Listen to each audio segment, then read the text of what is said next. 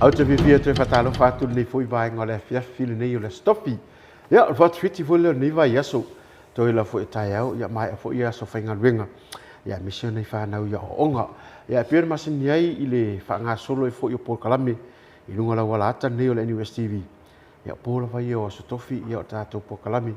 O le fa saunga o le afiafi. Ia ona i pa fifianga foi ni vasai ai. Ia le wai foi o tato tu no misio pa anga la wala ata nei. Mai mo mai se tafa nei la lang e tūlanga i ngā ruenga ia misi la foi ia o tūlanga sa iei le aso mene aso ia ai ngua nei whawhiwhianga mo foi sina tala maari ia e wha te ai foi le vai vai e ni foi vai tini ia le foi ua o mai le afiafi le foi ua uma sauni ngā lotu ia tūlanga i tau maftanga foi o le afiafi ia ale ala ua alo mai rola ia le tātou tatan nom tātou tatoi ia ma fa solo te loa e to fanga wa ma lo longo le fiafi ai ta to fa songo le fiafi ia tata no foi ni fa fianga le fo ma fa tasia tu male so nga sang po tele tension ia o le fianga fo ele pulle tato wala tani ia ma va rua fo ise tu langa sang ma lo sang fa fianga ko kadi tal fa sang ia whaataro whaatsa mo nei vanga le fiafi ka papoponga tātou pukalame whaasaunga o le fiafi pia lava o e mo me tātou whaasalonga wa tātou whaasalonga free te alu nunga le YouTube Facebook ia ma tātou TV le NUS TV ia whaataro whaatoi la o luk whaarong me o whaafianga so o le lak whaate ia o te li sau nis whaafianga tol pa wala ukara whai mai sau kawa e whatka pukalame ia nga e whai mai anga mau wa fai melo o fuhula hore mo ngo sa we ka mo siwa fole la hawaii le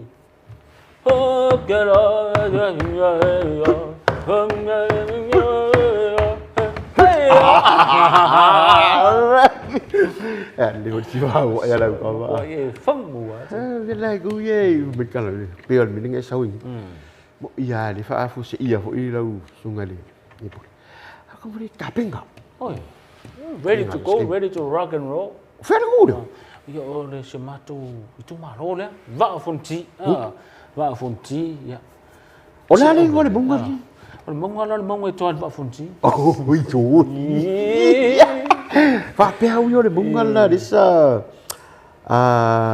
ili kufa pe ma ko dia no Yerusalem ke va ai me le monga olive e ki lo nga fa pe le monga le po ia wa Kolkata wa al mongo Kolkata nga fa ngor mongo po ia langa ra matou le ngi mongo po o atu monga la se o ku monga le fa le kala vo le ke kui fa o la ai malata au o le me ke ku ai pongi sa lo la ngi me ka go i pa o le me ke sa o pa o la tau tu o le monga vai ma ku ai vai ngi kongo le por me le ka o ma ko fanga por me ngi ka o le ma ka o fanga lo ke le fanga no le ta o fanga apa langin fanga o le bay bor fangaro bay ma ku ka singi o ku ma ro ni ro no wa bi le naval ma to pe ma to o wala nga tau e fanga mo mi naval warfare o va ma ku nga le va me ma ko le ma lo ka o pa nga wo so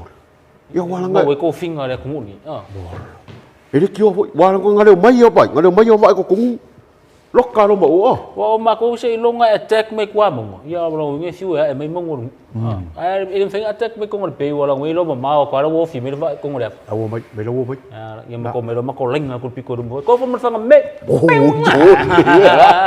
ka fuli ko mala yo no ra ku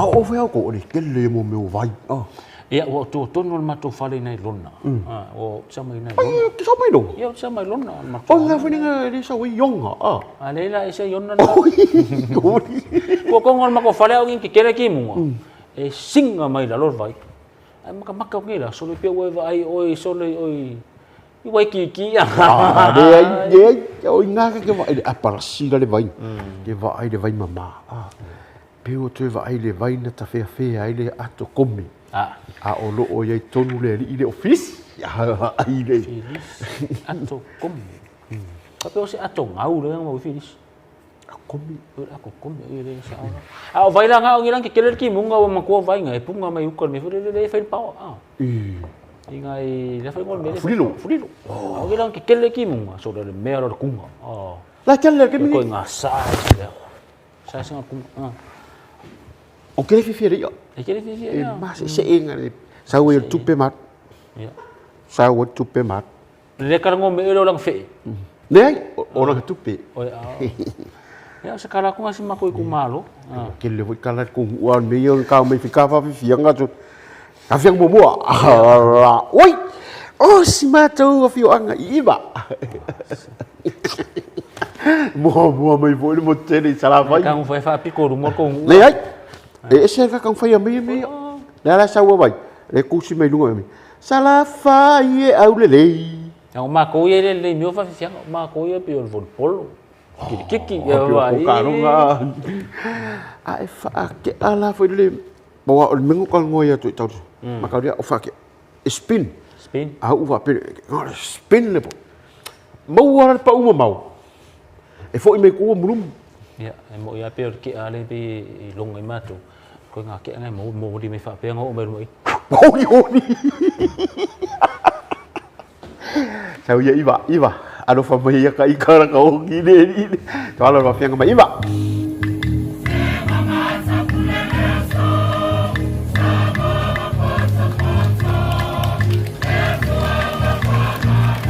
Ia mai se pati tele le na ua. Ama tamai ni whawhiwhianga māti mo whiai. Le kalisi o le whianga. O iwa.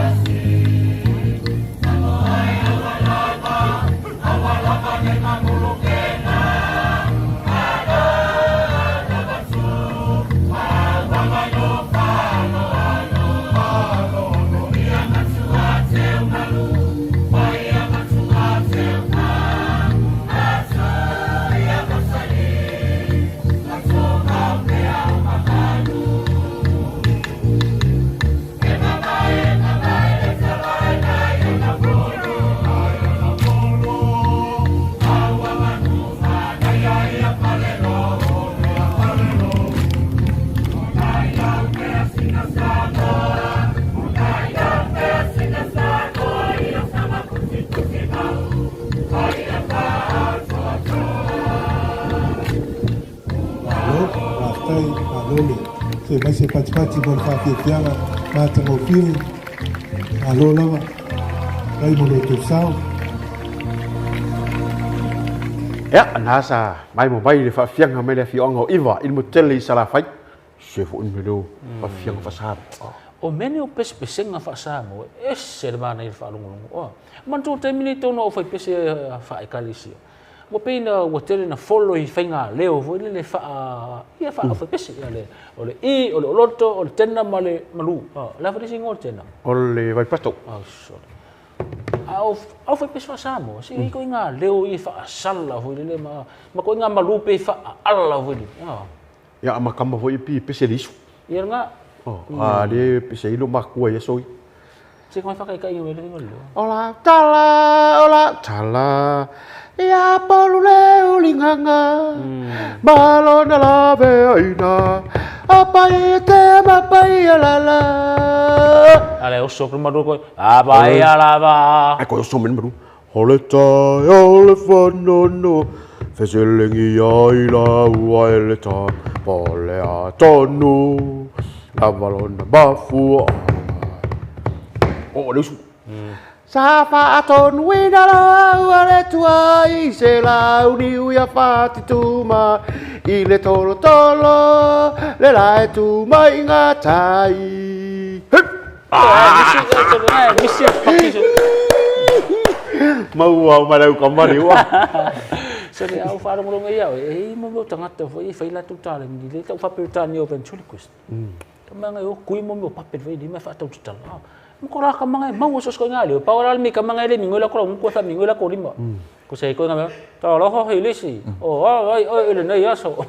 O le mo fona tau tolo o fasi e tanata. Mo vai ngongi mi mo fa kungo. Mo siu fa fianga. Elo manatu. O kang sa mo fie me o country music. Oh, música vai fa ka poe la. O country music pe e ta ufa aperta ni mo folk song pe yung mi fa e fa matala me tala ang me. E pe fa fa pe ngala música ia pe se fa sa. E pe yo lo fa matala me tal fa so pito le me ma fu anga le me wingo ia me. A ko ngon me ngala fie la sa mo me pe se country. Pe se country pe se fatu. Him around and around. No boy on the ball is a boy. Is all the There began with a bing ba. Chambola. Quare mau ka. Mi kau di mod fuck.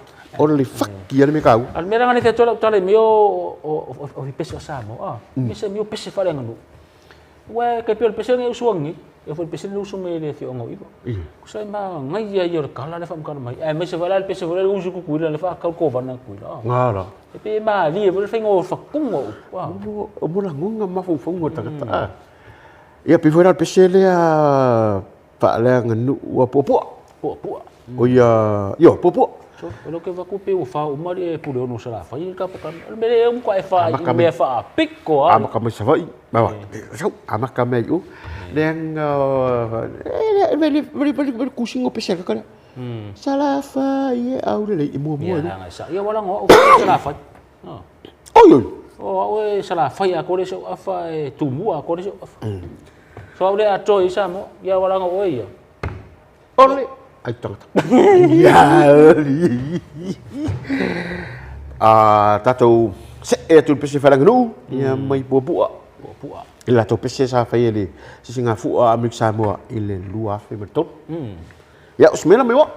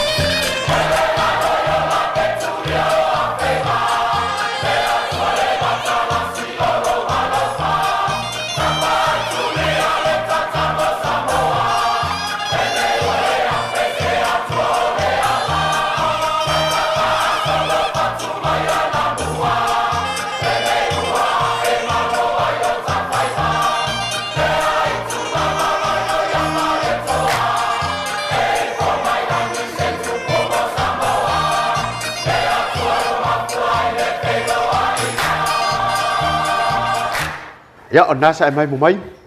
Ya ile pese fale nu mai pua. Ya ile la to fo I sao ile singa fu a mixa mo ile lua tolu. Ai o le o tato se e mai. Ya ile pese fale nu mai sali mo. Ninga fu. O le tau fesili fa mo le sa sa. Ona o le pese le no mato po le na fai o ile fu a mixa mo. Fu a mixa mo. Ai ile ngo fo le mixa mo le fai ngo e tato le. Mo tu o fianga. Mo tu o fianga. Ai o lo ke fesili lo ma fu fa. Po le mea la mo fai ngo mixa mo mo tu fianga e pe aka ko po ka ko mo tu fa no. Ona se mo fu ang fai ngo ia. Mixa mo tu fianga. E ala nga fai ngo fa pe mixa mo o le motu o fianga. O le motu na le ai le inga wenga. Na o fia no words. O yo lo winga la ngal tala. O tu lang foi le fianga manui o le rei. Fia mixa mo la tu. Ya sa awala ka kala mo tu lang foi fa le tala tama ai. Ya man tu mo lunga mo le me fo GDP. Angan. Si gross domestic product. Ya man tu lang foi income per capita. Pe mo lunga tu pe mo wa mixa. Me man ko lang man ko triple me. Are you talking about the budget? No, I'm talking about the money. Emang ko fa pe fa kaing, fa pe ka fer ngi por, mangi po di maru tutu ta se sama. Fa pe di makala di kular ko ko. Ko pera ka fer ngi o le var ko ala di kular ko. Ya mai lai ngi. Feel rate loi. Ko kala. Ko kala. Yo times 3 le me. Sorry. Varu toru fia. Sumero. Sorry. Luas fu man fa kala di kula. Maka ko ngal di makala. Fikala lusu mat fa kula. Lusu fa kala aku mengi. Yo masalah la rate nga ya senior level. Principal level. Lusu fa kula ola. Lusu fa kala di kula. Kala di kula. Ngai ola. Baru di kula dah so. Ya. Pese lau, ku ja do se lau dah so. Ya, lo vinga nga tala per capita mo lunga ya tu pe. Mo tu fianga. La men kale o ko kuila. Fa ye ka pokala. O mai mo mai a mixa mo. Mafia aku fai ma ka ngal stakist. Ai man ko ngal ni stakist. Sau đó kinh sau bị cùi lợ. Sau rồi kinh ba cái yo fu. Ngala mình. Ai sao ku lo còn mà đi cứu kia. Các bạn đó. Cái ngạo phải cũng mua đâu biết ba thì cái ngạo cả phải cũng mua vài cái. America kinh. Okay. We can feel it. Ya, memang marah. Occupation? Mereka ni. What? Occupation. Mereka ada kini. FC. Akan kawan dua. Maka dia siang dikit. Memang malu. FC. I know. Are you a federal cop? Mereka ni. Iwa pior ka unga ngau lo itu cops. Are you a federal cop? No. Mereka kamar. FCI no, you are financial controller. No, gue. So what's FC? That's what mereka lagi. Saya fish cleaner. Oke, ya kau malu. Mereka lagi. Saya fish cleaner, malu. So in other words, you are safi. Ona la sa ulang nga pa pe o ele le kenga unga ko kamai ka ele ka me fish cleaner. E ko sui nga ulang nga. Ni ai. Eu ara ko fish cleaner. Ole ngi ke unga ko mama isis. Al fish cleaner e le moto fish nga. E ke le mot ko ngi diska ka official. E ke le ku sa fe mai lo fish cleaner. Ka ke fa pe. Sir ka mi I wanna clean your fish. Kuma ka kango ko su ya. Kango ku ro wa FC. Ka kango ro ko ku ile CF? CF. Chairman Financial. Hai. Kalau mau bola ko fa lo ala de bo. Nga omia. Makau dia sau đây kinh mới quỷ là nga omia công finance á mi ko ko. Ada wo chairman. Oi lo foi pesang sao. Ole festival nu sari mo. De la wo mai kumu. Vai não foi cuia oi ni. Kai Sai fa solo. Ya, de wo mai ita tu pese farang nu mai ile afio ngau sali mo. Ele singa fu alof melua. Semen mai mo. Afio mai le nafa. Ale mani etsoa.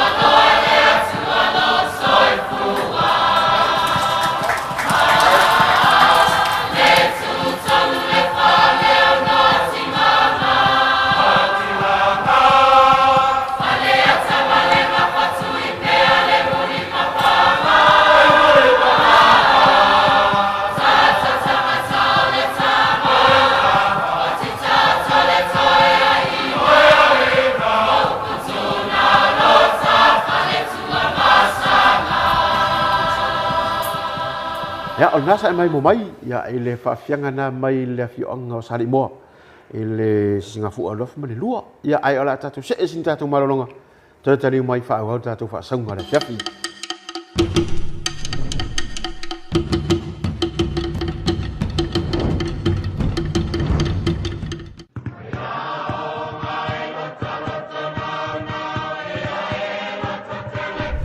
Susu mai, a fio mai le saufa inga o onga i le University a o Samoa.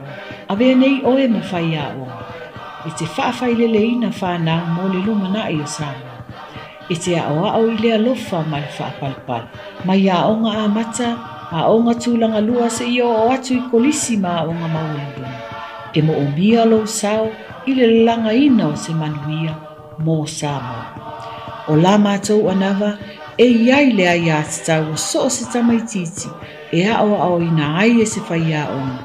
Ua maa e au na whaau uina, maua whaailonga, maa o tau wina mō le ngā nuenga whaawhai a onga. E tā ua leo la o ina o whanau, mō se luma nai manuia o Samoa. O le whatu le nā o le o la o ina, o whai a onga, ua maa whatou tonga, mō le nei wala au ina. O a mātou polo kalame, ua au fia ai, whaailonga nei, Foundation Certificate in Education, Diploma in Education Primary, Diploma in Education Secondary, Bachelor in Early Childhood Education, Diploma in Sports Science, Bachelor in Education Primary, Bachelor in Education Secondary, Graduate Diploma in Teaching, Postgraduate Diploma in Education, Master in Education, and PhD in Education. Contact the Faculty of Education at 20072 extension 330 or visit our website www.foe/nus.edu.ws. Whaia o ngai, tātou whaamalulosi maloto titele, e whailo tātou wala auina, a wāse manuia o whānau o le atunu.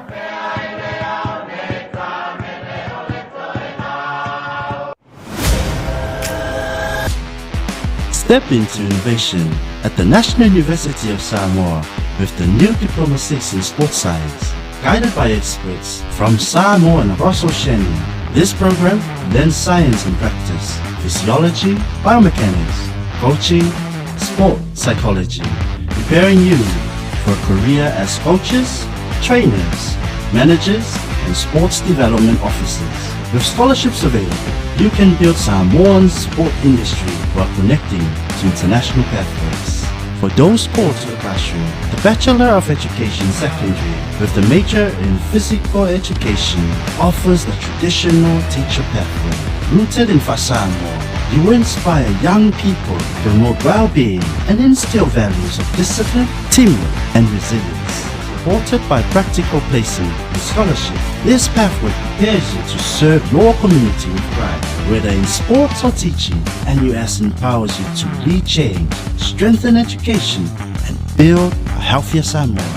Join us today.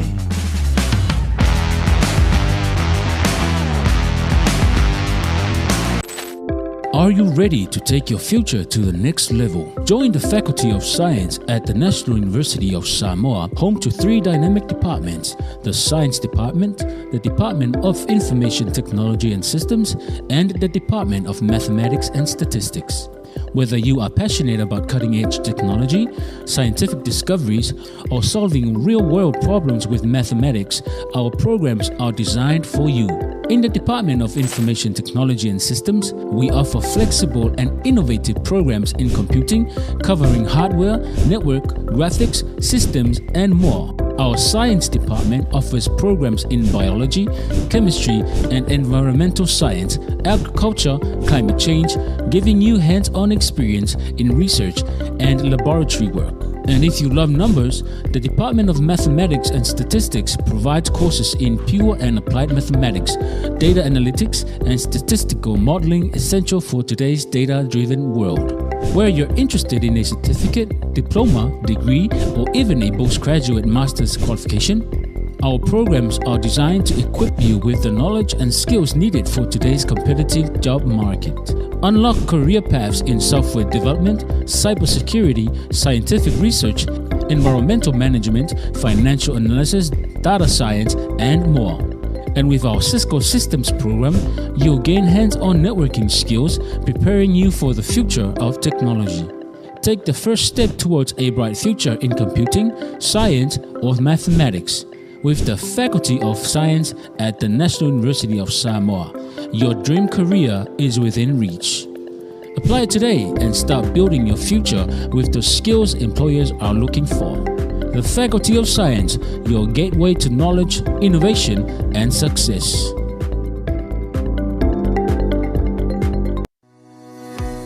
Congratulations on choosing an allied health profession as your future career.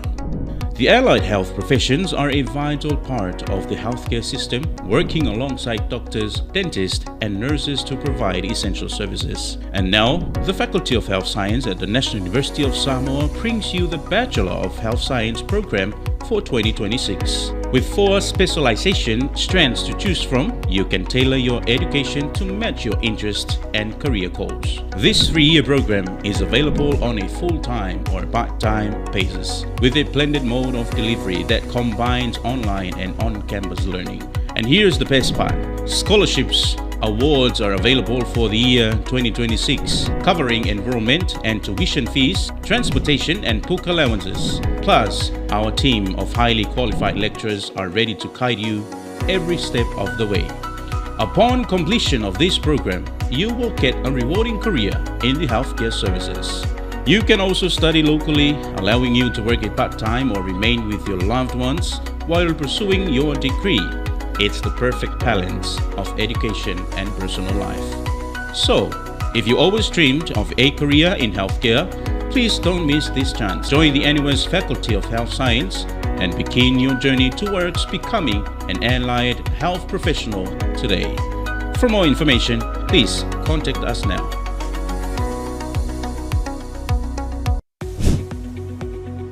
At the National University of Samoa, discover the Faculty of Technical Education programs that prepares you for the world of job opportunities. Welcome to the Faculty of Technical Education, where innovation meets hands-on learning. Our programs offer practical experience in a variety of technical fields. Our dedicated faculty members ensure that students receive the best education possible.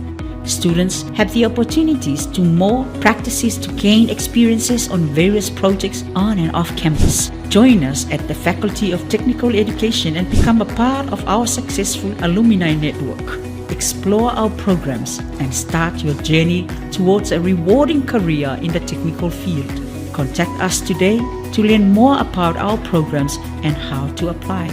Faculty of Technical Education programs, where your future begins.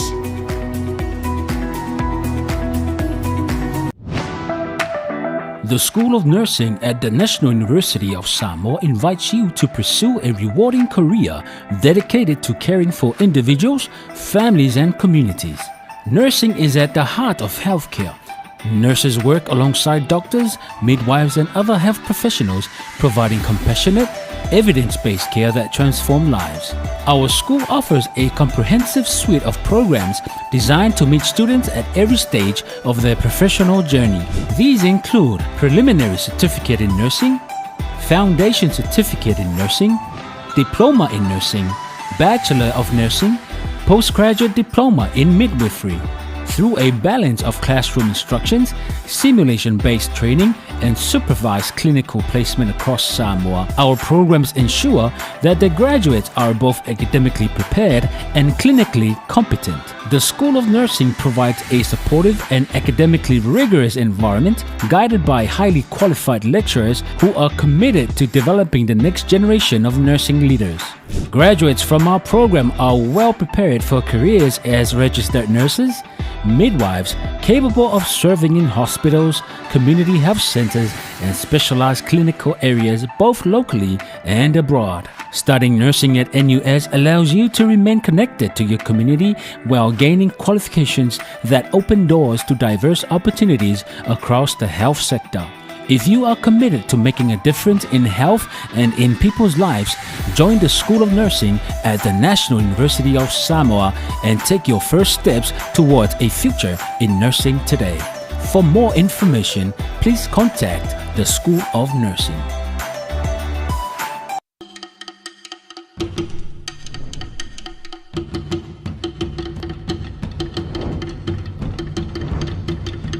Ya, ona sa mai mai. Stasina o marolonga fo i o tātou po kalami nei. Leu toi te liu mai. Ia o lea o te vai atu ni ma tātou kalami. O le siwa sa moa Mary Jane. Moi moana.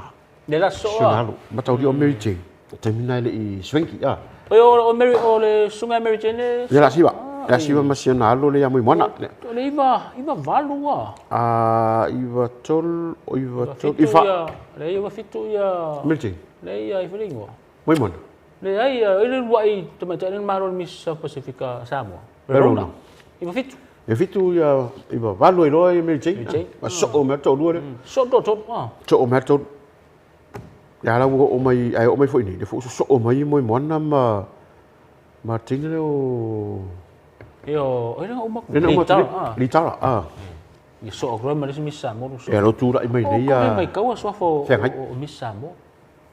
O kau le mai kaua. O ngai. Ku sa le ka o. Ke pa ka ka. Pa ka ke ngan le ke o lingo. Ngoro ko. Ba la ka man kuam runa ia ngoro runa mo ke ai. Ia ma fingo ling fakas. Ia ora nu fingo fakas. Ba ka ki man kua ia. Ya o kele ia ka kele man kua ia. Se fo tamari ia wingo le fo tau sala. Le tunu na le tau. Se fo ile mata fia. Ai o le mele tau o le tau sala o Samoa. Ba le tau o le tau sala o Pasifika. Ia. Mo le fai o le fo linga Samoa lau mata fia tamali i winga. Ia o fo la ile mele tau sala o Pasifika o men fa mata tu Samoa. Ta ko. Ya mai Samoa. Ene ang fa pe foi la fo se me foi o le afongi.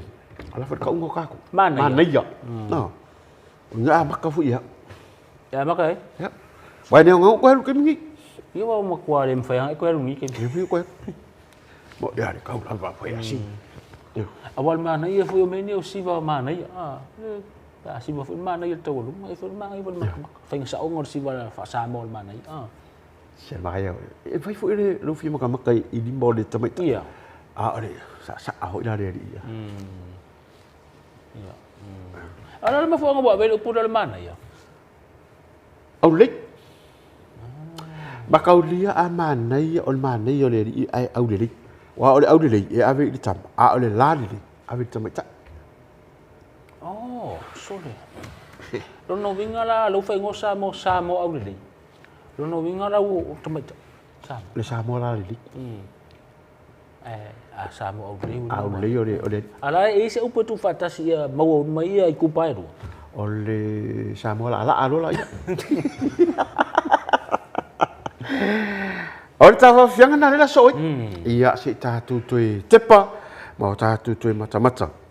Sile fo tatu tunu. Ia se sa ia le. Ma ta ia Mary Jane. Ia Ronaldo ia moi mana.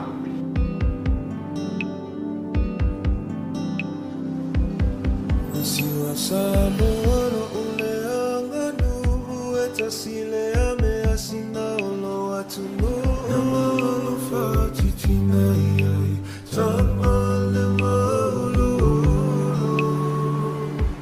e la siona tanga e se levai i se tawa ita ia e sa asa amai o tamasi wata fiti au teine lona tino e vavai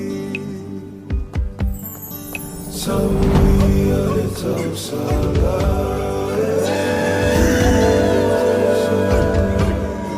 Sauia le tau sala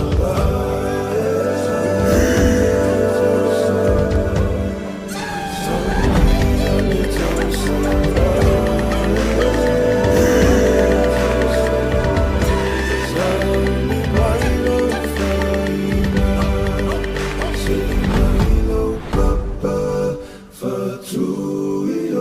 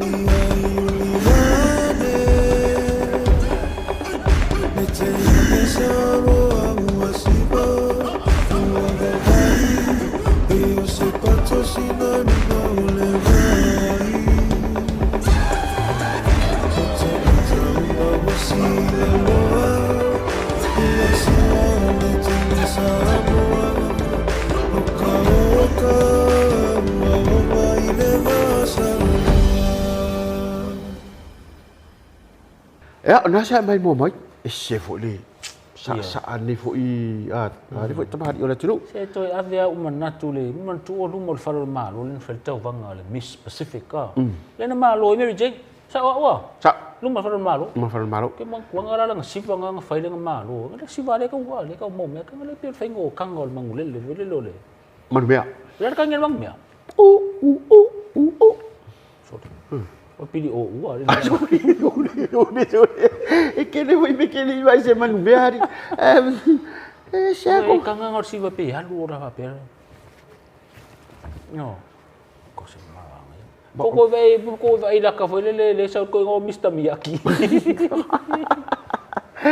o le mana I o le tūranga na wasa to e whaafiafia fo ila Mary Jane ila na sivana I le aulianga le niuma sa le sa to e whainu mo whalan maro luafi ar me mana I le siva le fionga fo I le tausara o nga per kai mo ka va e mai se concept fo le se o wing o le me o lo manu e fa tin no tūranga o siva al mana o le lanu ye wa pe se ka mai me fo pe se fai ngo le costume ma le fai ngo le ko e pila ia re sau ai fa fikira le o fa pena la wale ne sa no e tia lumana an fa pena la o ele la sa ni fela o tema ta banga mana o le asa me o lo va mo tua po sa mi e ta ta ian siva o le korila fa fa ka ingore ai va si dai ki so mo di juri korila mo ia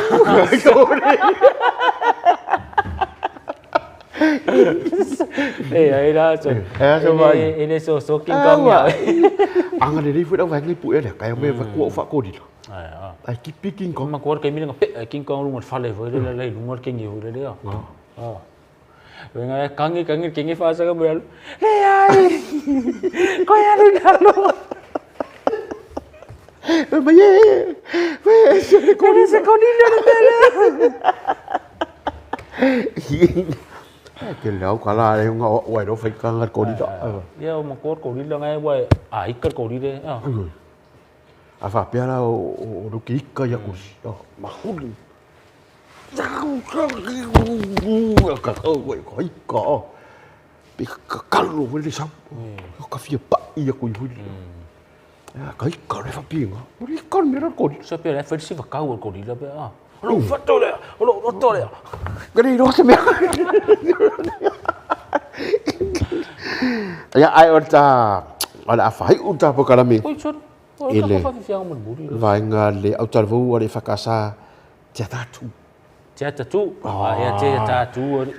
ore siva ma ko va ngai ore west oi teatro ngai o ngare sen mele va le so ya o ngale ma singa ma ko fai va le so ngor me ngare sa tele le sa mo ngai out west ya wo mai lo ngai kan sa mo I self o me lo mana ko me va le fa ki ngai ka ko ni o me lo fa ku ma li ya e wa pe tu ngana ya si tatu wa ku ra ngai o ring ko me teatro ada mai ya te ro kare ana ai mai ara torua si ate bai re ai ne ara Atalele tu mai sisifo pese pretu ai afasi na mai le na fanga ela lele na unisilana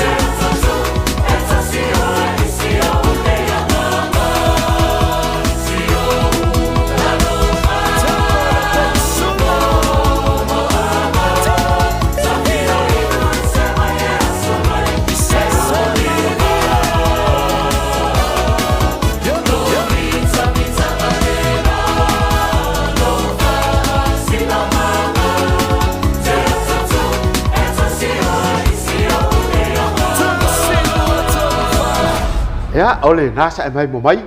Ya, il fa fiangana mai te ara tu. Te ata tu. Te ata tu. Na ia so. O le siva e ngā rei whai rau tala afsa se. I alo whanau rea tunu o lo ala whai atunu i whafu. E me se la tau na whiola whai atunu i whafu whanau ia. Le whati nongo mene o siu Samoa. So e matua e ma nai e le matamata so. Sorry, e kau ke fiu e whai mo siu kau wa aira te wila. E whai o me o ka kou e ongo le siva. Ia manto e ono o tātou siva. O le kipa tātou le tradition. E le sala e se a tātou siva ma le siva Samoa moni. E mantola o siva e whai e aram whanau tunu i whafu. O le i mana e mea wha aono pō. Nei nai tu e tutunu. Le la pe e matua i mana i e matamata. Ia, o le whatu o tātou. E mo i a fo e le maware ngā tasi. Oi oi. Wako ka mai kia whai ato le whako e o wakas. E kamil polyfest. Ngā, kongo, ke wai, e kei loa le lile ngā kasi le li o rimba ma. E wa mere ninga karango e fo le si. Mo siva ngā e pi, mika ko e folo. Pakan mea le rimba. Tō le o kambara le whako le mare. Ai whai o tanga o siva. A le usuina whai lau pesi. Ora, ia. Ia, wa repu e mea ngai oi. Hala sunga le ripu. Ia. Skar sanga pe ka pu e mea po kala mingi si. O e mena po kala mingi si. Ia man tō nei ono po o whai ngofia meu. E whai ku da ko mi si le ko ka skrina ko e po kala. Ki mare e whamaru me ngoro ngi si la. Ea, ole, tātou po kalame fo nā whaasaunga le whiawhi mō nei fo ia whiawhi. Manu ia tele ia le aloa tu fo i. Le aso atai au ia marwhai ingo lewa iaso tātou whita pa i le fau. Mō le taimi nei, manu ia whaasaunga le whiawhi.